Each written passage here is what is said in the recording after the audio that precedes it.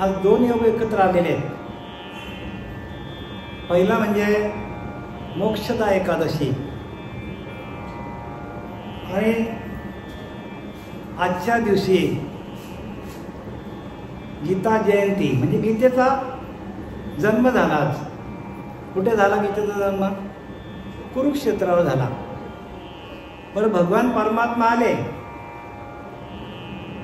आल्यानंतर गीतेचा जन्म लगेच झाला का?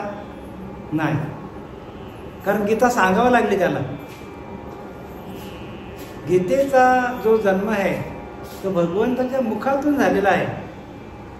भगवंताने ज्ञान जे दिलेलं आपल्याला. गीता एक ग्रंथ आहे. गीता काय आहे? एक ग्रंथ आहे.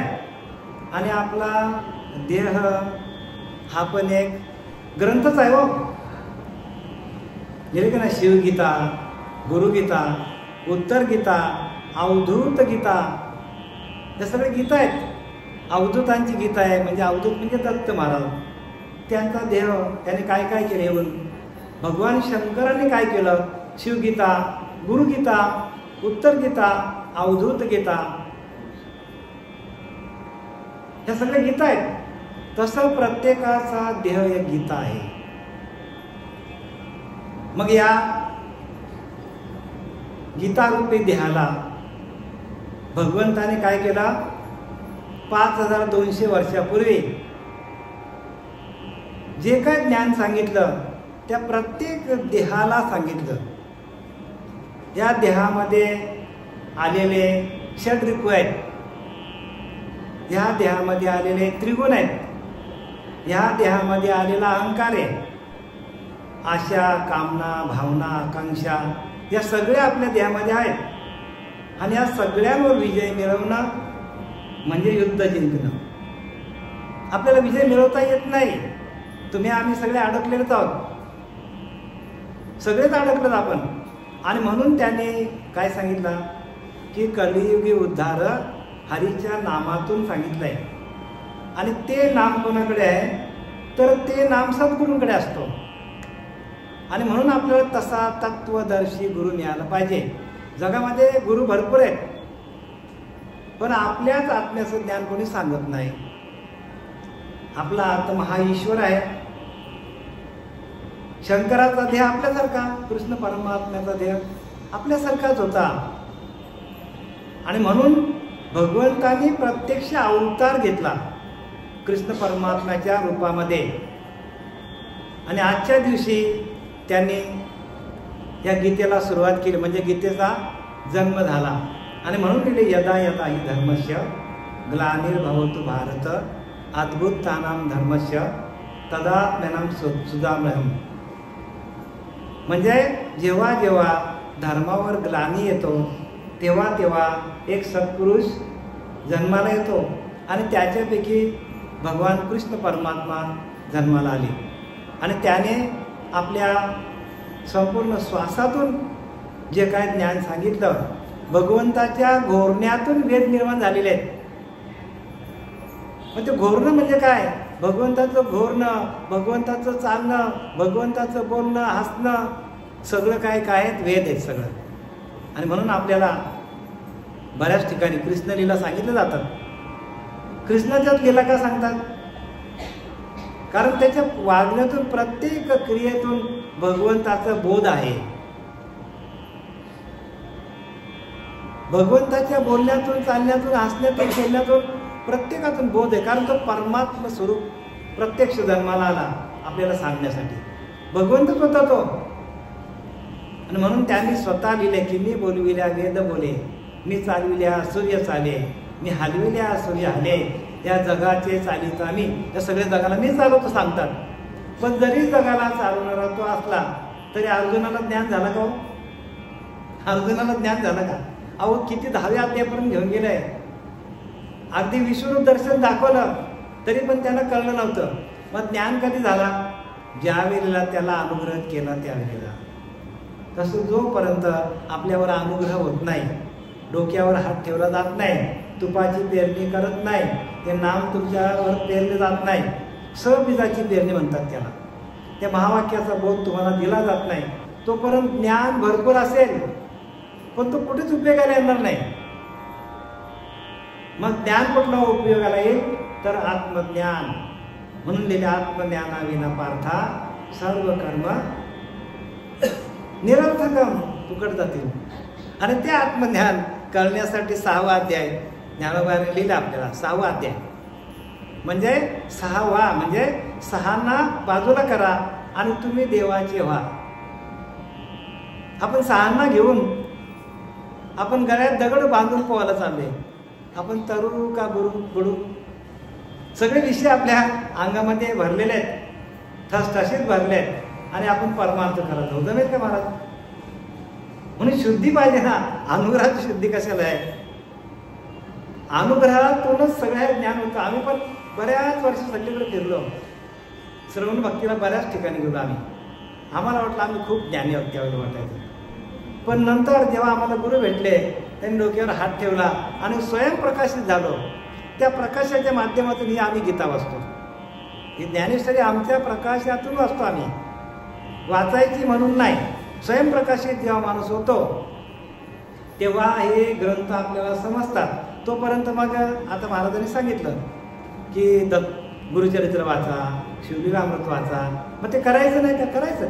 ती पहिली विद्या आहे, ती पहिली पाहिजे आणि ती केल्याशिवाय आपल्याला पुढचं पाऊल टाकता येत नाही.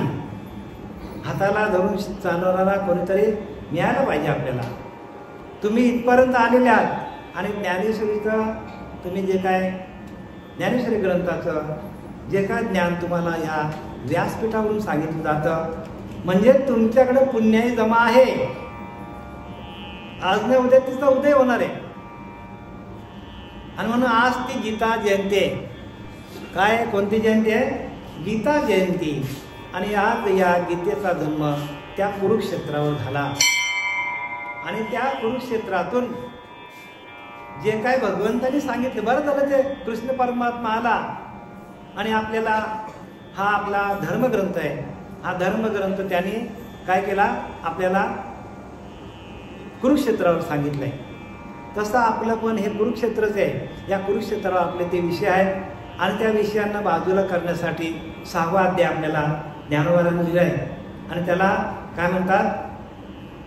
आत्मसंयम योग किंवा त्याला ध्यान योग म्हणतात किंवा त्याला अभ्यास योग म्हणतात. म्हणजे ध्यानाला बसून आपल्या अंतःकरणामध्ये त्या हरिनामाचा भाव तयार होणं आणि हरिनामाच्या भावातून आपल्याकडे आत्मप्रकाश पडतो. म्हणजे आपल्याचा प्रकाश आतमध्ये आपल्याला स्पष्टपणे दिसतो आणि त्या चैतन्याची आपल्याला अनुभूती येते आणि त्या नाद ब्रह्माची अनुभूती येते. आता आमचा भागवत एकनाथी भागवत मधील 21व्या अध्यायामध्ये 37व्या श्लोकामध्ये एकनाथ महाराजांनी स्पष्टपणे लिहिलेलं आहे की जोपर्यंत मुलाधार चक्रातून त्या नाद ब्रह्माची त्या ओंकार तत्वाची अनुभूती येत नाही तोपर्यंत आपला प्रत्येकाचा मनोलय होत नाही. मनामध्ये अनेक प्रकारचे विचार भरलेले आहेत, अनेक प्रकारच्या वासना आहेत आणि त्या ह्याच जन्माच्या नाही, जन्माजन्माच्या वासना आहेत आपल्या. मग त्या निघतच नाही आपल्याला आणि त्या जोपर्यंत बाहेर पडत नाही तोपर्यंत आपलं अंतःकरण शुद्ध नाही आणि अंतःकरण शुद्ध नाही तोपर्यंत कोणताही बीज आपण पेरला तर तो उगवणार नाही. आता आपण सगळ्यांनी शेती केलेली आहे, तुम्ही आम्ही. शेतीमध्ये जर गवत असेल आपण त्याला बेन्नी बोलतो नाही का? जर बेन्नी असेल आणि त्याच्यावर आपण लावला भात, जगेल का? मग तसं तुमच्याकडे असलेला ते विकार आहेत, ते विकारांना घालवण्यासाठी अनुग्रह आहे. तो प्रत्येकाने घ्या, त्याचा अभ्यास करा, ते गुरुकडनं समजून घ्या. नुसतं घेऊन पण फायदा नाही, गुरुच्या सान्निध्यात राहायला पाहिजे. सातत्याने गुरुच्या सान्निध्यात राहिलं आणि त्याच्यावर तुम्ही चर्चा करत गेलं तरच ते ज्ञान प्रगट होतो. आणि 9व्या अध्यायामध्ये सांगितलंय की तो मी वैकुंठी नसे, मी वैकुंठात पण राहत नाही. एक वेळी भानुबिंबही दिसते, म्हणजे सूर्याच्या त्या बिंबामध्ये पण मी राहत नाही. योगियांच्या मानसी उमरोडून जाय, म्हणजे योगियांच्याकडे मी राहत नाही. पण तयापाशी पांडवा मी हरपलो माझा किवसवा. अरे पांडवा, अरे अर्जुना, मी त्यांच्याकडे माझा स्वतःचा देवपणा विसरतो. जेथं नाम घोष बरवा करती माझा, म्हणजे जेथं माझं अखंड चिंतन चालू आहे त्यांच्या हृदयामध्ये मी येऊन बसतो. आपल्याला माहीत पण पडत नाही देव कधी येऊन आपल्यामध्ये वास्तव्याला आला आणि आपल्याकडे ती प्रगट झाला. माझी आत्मचर्चा विशद उदंड गाती तेथे तिष्ठतो मी नारदा. म्हणजे काय सांगतात, जोपर्यंत तुम्ही आत्मचर्चा करत नाही, आम्ही आत्मचर्चाला बसलो तर 2-2 तास उठत नाही. कोणताही अध्याय घ्या, त्याच्यावर चर्चा करा. कारण देव कुठे आहे, तुमच्या आतमध्ये. मग त्या आतमध्ये असलेल्या परमात्म्याला प्राप्त करायचं असेल तर आपल्याला त्याच्याविषयी चर्चा करायला पाहिजे. एखादा माणूस आहे, एखाद्या माणसाने काय गुन्हा केला तर त्याच्या शरीराची पूर्ण छाननी केली जाते. म्हणजे काय, पोलीस काय करतात, तपास करतात. तू कुठे होता, काय होता, कसा होता, कुठे वाढला, काय केला, कुठे कामाला आहे, सगळं छाननीला असतं की नाही. तसा आपल्याला त्या गुन्हेगाराला गुन्हा सिद्ध करण्यासाठी सगळे आपल्याला त्याची चाचणी घेतली जाते. तसा आपल्या आतमध्ये असलेला फक्त परमात्मा, त्याला आपल्याला ओळखायचं असेल तर आपल्याला ह्या गीतेमध्ये जे जे काय लिहिलं ते आपल्या अंतःकरणीचंच लिहिलेलं आहे. त्या अंतःकरणीचा भाव कसा होईल, तो अंतःकरणीचा देव कसा प्रगट होईल, याच्यासाठी सगळं आपल्याला याच्यामध्ये लिहिलेलं आहे या ज्ञानेश्वरीमध्ये. म्हणून आपण आत्मचर्चा सातत्याने करायला पाहिजे. देवाची पूजा करून आपल्याला देवाची पूजा होईल, पण पूजा करून हे आत्मज्ञान मिळणार नाही. मग आत्मज्ञान कशातून होईल? माझी आत्मचर्चा विशद उदंड गाती तेथे दिसतो तुम्ही नारदा. नारदा, अरे मी तेथे राहतो जिथे माझी आत्मचर्चा. आता बघा, इथे भगवंत उभा आहे, तुमच्या आमच्या पिंडामध्ये भगवंत उभा आहे, अंतःकरणामध्ये भगवंत आत्ता तयारी आहे या क्षणाला. का? गीता तत्व आहे, हे भगवंताने सांगितलेलं ज्ञान आहे, तो तुमच्या समोर मी मांडतो. म्हणून तुमच्या सगळ्यांचं लक्ष कुठे आहे? या व्यासपीठाकडे आहे. त्या व्यासपीठातून तुम्हाला बोध दिला जातो, उपदेश दिला जातो. तुमच्याच आत्म्याचा, तुमचा आत्मा या मृत्यूलोकातून, या भवरोगातून कसा आपल्याला सोडवता येईल, सोडवण्यासाठी हा नरदेह मिळालेला आहे.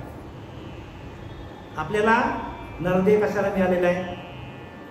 तर सर्व बंधनातून आपल्याला मुक्त होण्यासाठी.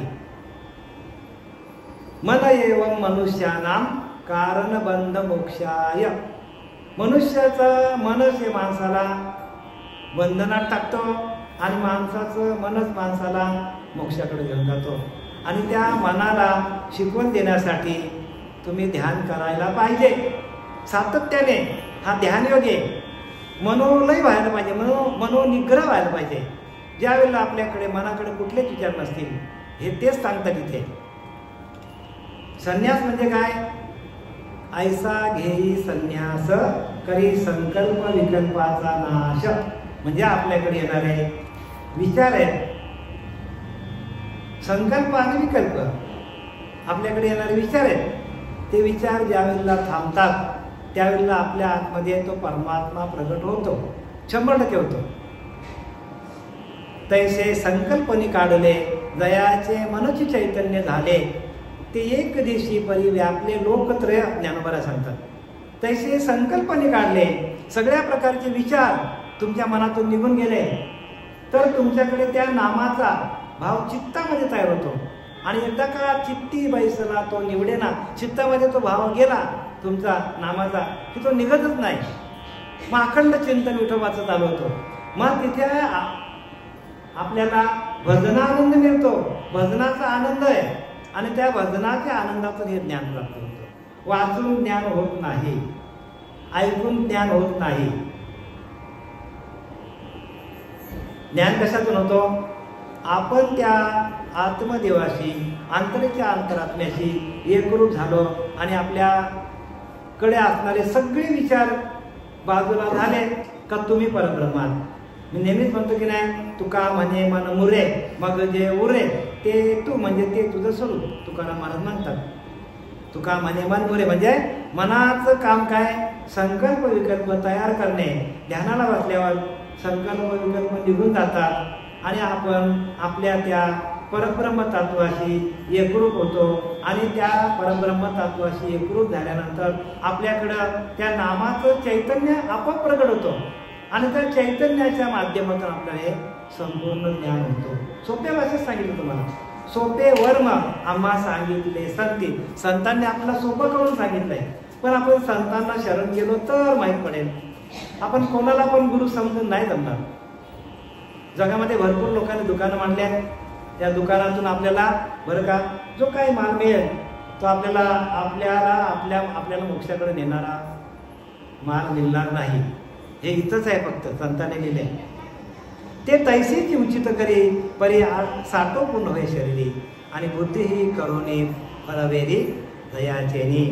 ते सर्व यथाविधी करून तो आपल्या शरीरात अहंकार उत्पन्न होऊ देत नाही आणि बुद्धीला फलाच्या आशेकडे जाऊ देत नाही. म्हणजे काय सांगितलंय की जो आत्मबोध आहे बरं का, जो आपल्या पिंडामध्ये आपल्याला गुरुने दिलेला आत्मबोध असतो, तो नाम दिलेला असतो, त्या नामाच्या माध्यमातून आपल्या शरीरामध्ये शांती निर्माण होतो. शांत होऊन जातो तुम्ही आणि जशी जशी शांती तुमच्याकडे येईल तसं तसं ते ज्ञान तुम्हाला शोधत येईल. ज्ञानाला शोधाची गरज लागत. मी तुम्हाला ह्या गादीवरनं सांगतो, ज्ञानाला कोणी शोधायला जायचं नाही. ज्ञान आपल्याकडे आपोआप येतो. ज्ञान ही शोधण्याची वस्तू नाही, ज्ञान आपल्याकडेच आहे. फक्त ज्ञानरूपी गंगेमध्ये आपण न्हालो पाहिजे, म्हणजे आंघोळ व्हायला पाहिजे. गेले की नाही? जे ज्ञान गंगे न्हाले पूर्णता जेवून झाले ते शांतीशी आले पालो नवे. ज्ञानोबाला सांगतात जे ज्ञानरूपी गंगे न्हाले, ज्ञान गंगे न्हाले पूर्णता जेवून झाले. म्हणजे तुम्ही ध्यानाला बसल्यानंतर जे आपल्याला जेवणातून सुख मिळतं, जेवल्यावर आपला पोट भरतो की नाही, तसं ध्यानातून आपला मन पूर्णपणे त्या नामाच्या लहरीमध्ये आत्मसाक्षात्कार होतो आणि साक्षात्काराने आपला संपूर्ण मन काय होतो, त्या नामाशी एकरूप होतो आणि आपल्या संपूर्ण शरीरामध्ये शांती नांदते. आणि ती शांती म्हणजेच परब्रह्म आहे. जेवढं आपण शांत होऊ जाऊ, म्हणून मी नेहमी म्हणतो की नाही, जवळ करी माझी भक्ती तव अविद्या निवृत्ती. म्हणजे जशी भक्ती करणार, जसं ध्यान करणार, तशी शांती तुमच्या पिंडामध्ये स्थापित होते. तव अविद्या निवृत्ती म्हणजे आपल्याकडला अहंकार निघून जातो, आपल्याकडला अज्ञान निघून जातो. जेणे माझ्या स्वरूपाची प्राप्ती आणि त्यातून आपल्याच आत्मस्वरूपाची, आपल्याच आत्म्याची आपल्याला अनुभूती येते. तेने अविद्या निवृत्ती. जेणे माझ्या स्वरूपाची प्राप्ती श्रुती वेदांती अतर्क्य 4 वेद 6 शास्त्र 18 पुराणांना पण ती भेटली नाही, ती तुम्हाला ध्यानातून ती प्राप्ती भेटेल. तो परब्रह्म तुम्हाला ध्यानातून भेटेल. 4 वेद 6 शास्त्र 18 पुराणे वाचून जेव्हा भेटत नाही, कुठे भेटतो? ध्यानातून भेटतो आपल्याला. म्हणून जवळ करी माझी भक्ती. जसं आपण ते नाम घेणार, ध्यान करणार. म्हणून आसन फार महत्वाचं आहे. पुढे तुम्हाला दिलंय आसन कसं असावं, आसन कुठे असावं, आसनाची जागा कशी असावी. जोपर्यंत आपण आसन धारण करत नाही, एका जागेवर बसत नाही, तोपर्यंत हे ज्ञान कोणालाच होणार नाही. आणि जरी मोठे रथी महारथी असले सांगणारे, तरी त्यांना हे ज्ञान मिळणार.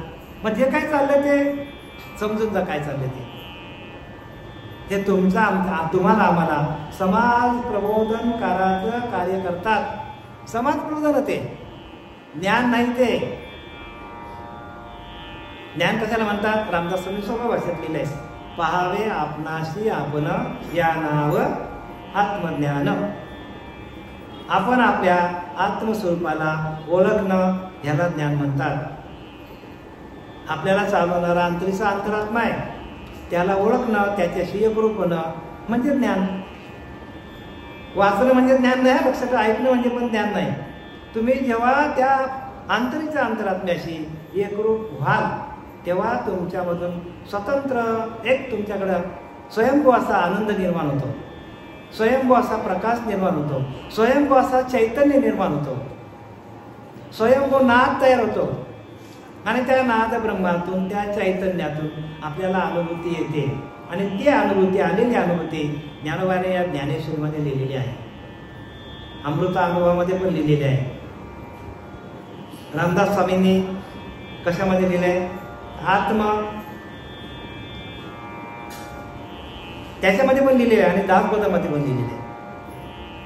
पण ती अनुभूती येण्यासाठी आपल्याला तशा गुरुला शरण जावं लागेल आणि तो गुरु आपल्याला भेटल्यानंतर सगळे प्रॉब्लेम सॉल्व, एकही मागे उरणार नाही. मी नेहमीच म्हणतो की एकदा सूर्य उगवला मग चंद्राचं काम आहे का? काही चंद्र उगवलाच पाहिजे का? काजवा काहीच कामाचं नाही. मोठे मोठे बल्ब तसा तुमच्या आतमध्ये तो ज्ञान सूर्य त्या अंतःकरणामध्ये उगवला की ज्ञान तुम्हाला शोधत येईल. ज्ञानाला शोधायला कुठे जायची गरज लागत नाही.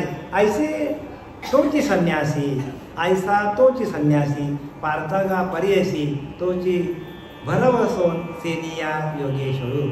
पार्थ आहे असा जो पुरुष तोच संन्यासी आणि तोच निसंशय योगेश्वर होय. म्हणजे इथं सांगायचं काय की ज्या वेळेला आपल्याकडे आपल्या मनाकडे येणारे संकल्प विकल्प थांबले, मनातले विचार थांबले का आपण त्या आत्मतत्वाशी एकरूप होतो. बरं ते कधी थांबतात?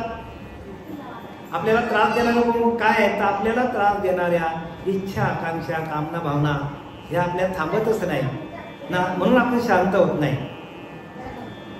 आणि जोपर्यंत आपल्याकडे विचार चालू आहेत, जोपर्यंत आपल्याकडे फळाची अपेक्षा आहे, तोपर्यंत आपल्याला कोणत्याच देवाची प्राप्ती होणार नाही. निर्विघ्न कर्मण्यवाधिकारस्य मा फलेषु कदाचन. कर्म करत जा पण फळाची अपेक्षा. पण सगळेच लोक फळासाठी जातात. ज्या ज्या पंथामध्ये जाणार तो फळाची अपेक्षा ठेवूनच जातो. माझ्या मुलीचं लग्न होऊ दे, माझ्या मुलाला नोकरी लागू दे, मला धंदा मिळू दे, सगळ्या प्रकारच्या फळांचीच अपेक्षा आहे. पण इतर लिहिले कर्मण्यवाधिकारस्य, कर्म करत जा, कर्म करून माझी हाकमार मला हाकमार, पण मा फलेषु कदाचन म्हणजे फलाची अपेक्षा करू नका. इथं तेच सांगतात अर्जुना, हा कर्म फल त्यागू आवडे की असलगू, परंतु योगामध्ये योगू दुरेचा हा सगळ्यात श्रेष्ठ योग कोणता आहे? कर्माच्या फलाची अपेक्षा न करणे हा योग सगळ्यात मोठा आहे आणि तो कोणालाच जमत नाही का? आणि म्हणूनच ध्यान लागत नाही ना. ध्यान का लागत नाही? आपलं ध्यान का लागत नाही? कारण आपण अपेक्षा ठेवूनच सगळी पूजा करतो. या देवीकडे जी जी माणसं येतात ती काहीतरी अपेक्षा घेऊनच येतात, काहीतरी मागणीच असतो त्यांची. आणि ज्या वेळेला आपल्याकडे कुठलीच मागणी नसतो त्यावेळेला आपल्या आतमध्ये असलेला तो स्वयंप्रकाशित परमात्मा तो प्रगट होतो. आपल्याला का प्रगट होत नाही देव? तर आपण कुठल्या तरी फलाची अपेक्षा ठेवून ध्यान करतो, मग आपला लक्ष तिकडेच जातो. सगळीकडे आपण फिरतो फिरतो फिरतो, अख्खा जग फिरतो, 10 मिनिटात आपलं ध्यान संपलं. म्हणून ध्यान हा जो आहे ना तो कमीत कमी 2 तास 3 तास 4 तास असं लावायचा असतो. मग आपल्या मनातले विचार सगळे येतात येतात येतात येतात येतात, त्या विचारांची भांडणं लागतात आणि मग एक कंटाळा येतो त्या मनाला आणि मन थकतो आणि म्हणून तर आपलं ध्यान लागतो. ध्यान लगेच लागत? ध्यान एवढा सोपं नाही आहे सोपा.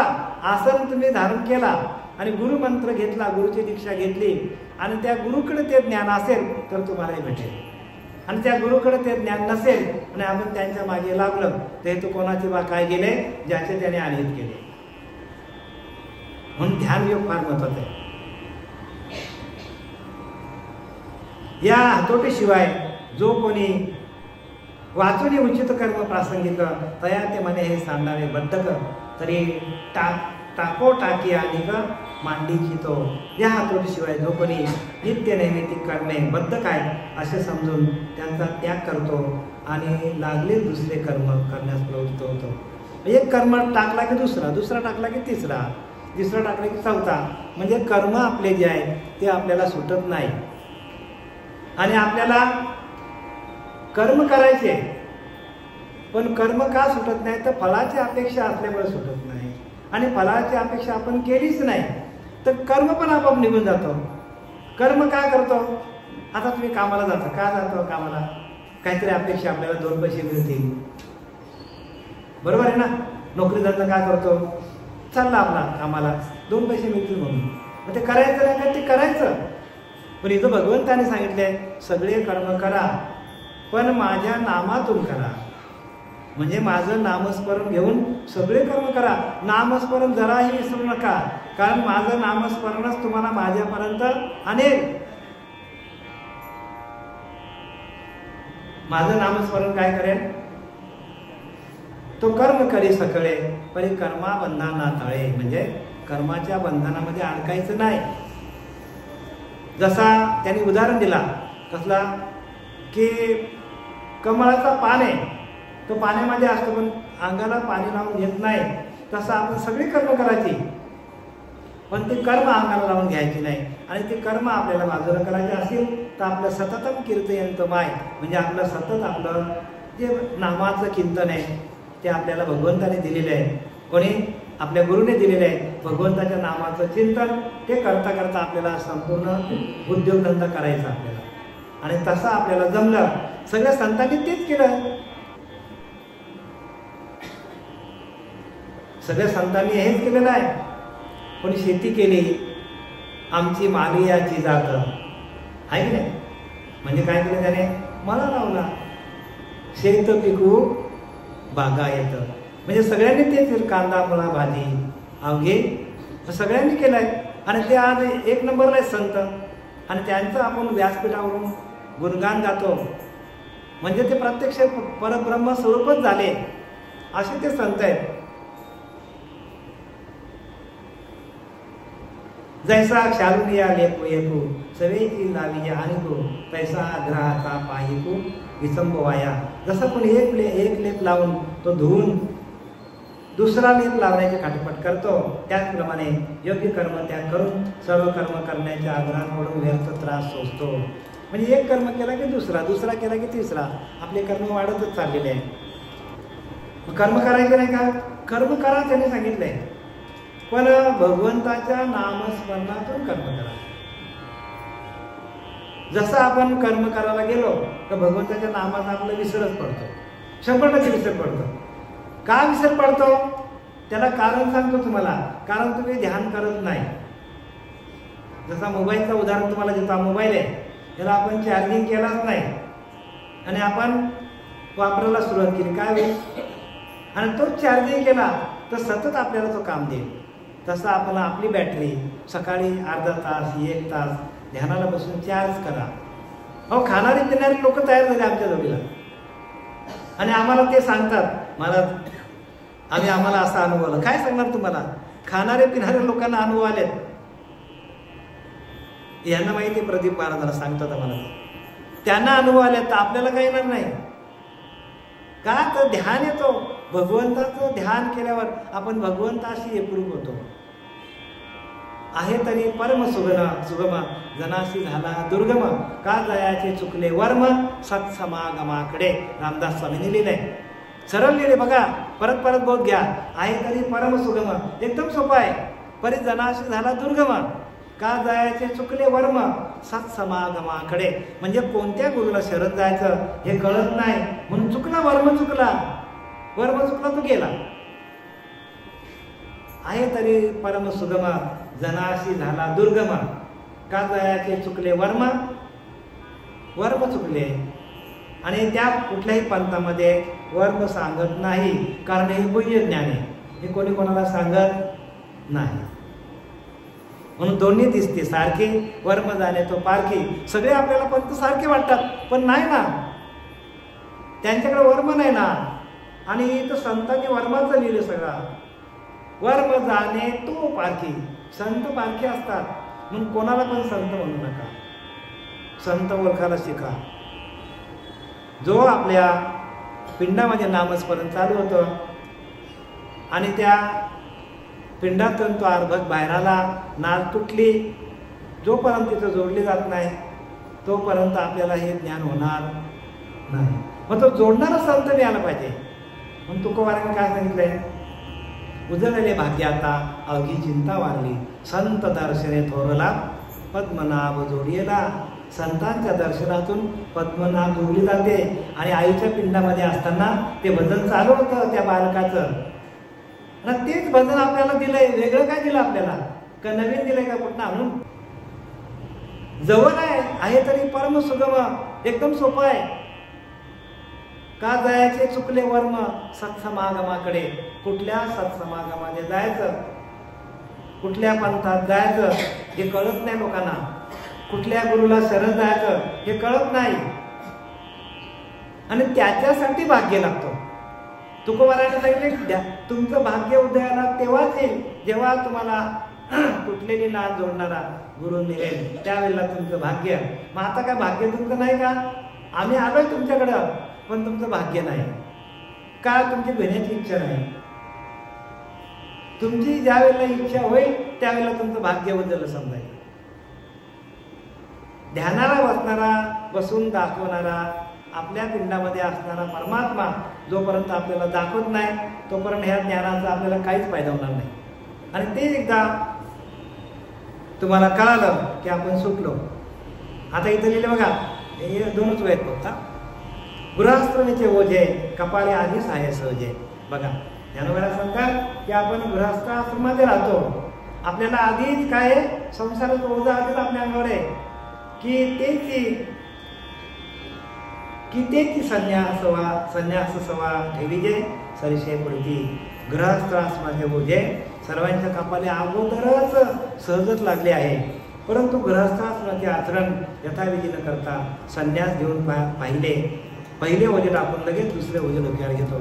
म्हणजे त्याने सांगितलंय की घरदार, मुला बालक हे सोडू नका, हे सगळं तुम्ही करा आणि हे नाम घ्या गुरुला शरण जाऊन. नाहीतर लोकांचा असा गैरसमज आहे की एकदा का नाम दिलं का माणूस संसार, अजिबात संसार टाकायचं नाही. संसार यथासांग करा, पैसा कमवा, घर बांधा, दार सगळं करा, पण भगवंताच्या नामस्मरणातून हे करा.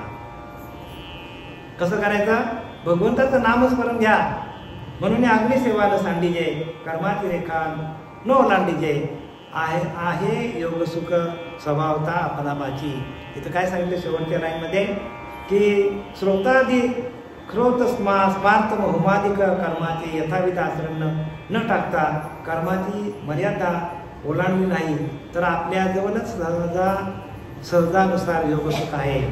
म्हणजे सगळ्या प्रकारचं कर्म आपण केलं, यथासांग संसार केला आणि आपण गुरुला शरण गेलो तर जे कर्म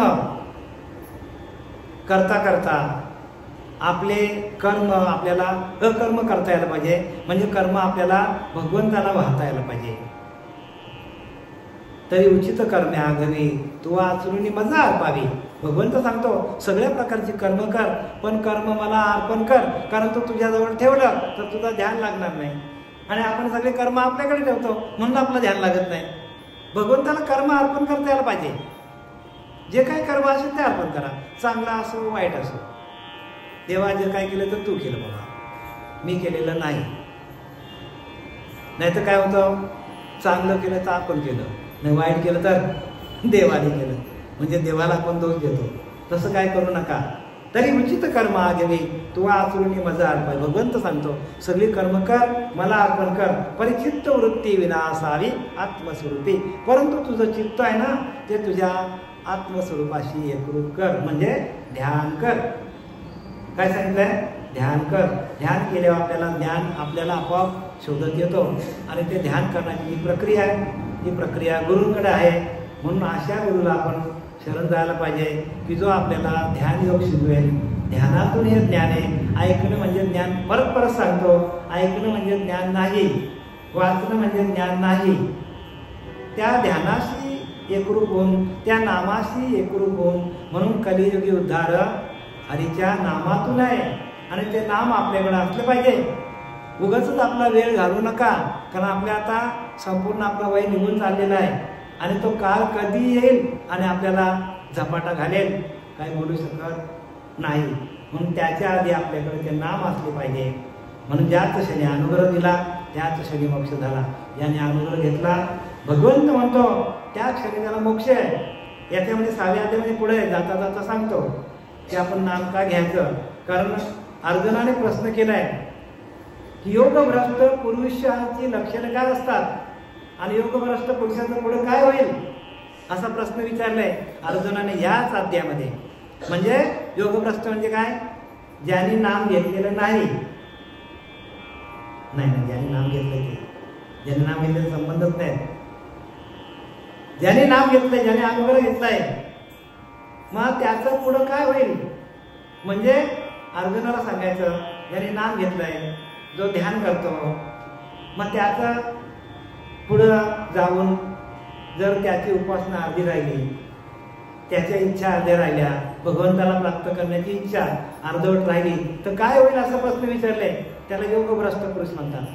तर भगवंत सांगतो त्याला पुढचा जन्म परत मनुष्य देहाचा मिळेल आणि चांगल्या श्रीमंत घराण्यामध्ये मिळेल की ज्या घराण्यामध्ये अखंड उपासना चालू आहे, ज्या घरामध्ये अखंड भगवंताचं नाम स्मरण चालू आहे, त्या घराण्यामध्ये त्याचा जन्म होईल असं भगवंताने शपथ घेऊन सांगितलेलं आहे. म्हणून प्रत्येकाने नाम घ्या, अनुग्रह घ्या, त्याशिवाय राहू नका. नाम घेता राहू नका, पुढे गामी ने तुका. झालेल्याशिवाय आपल्या सद्गुरू सच्चिदानंद सद्गुरू श्रीपाद बाबा या गेल्या 9 तारखेला आपले सच्चिदानंद सद्गुरू श्रीपाद बाबा यांना महाराष्ट्राचे राष्ट्रीय संत म्हणून त्यांना जाहीर केलेलं त्यांना आणि त्यांना ते पुरस्कृत करण्यात आलेलं आहे.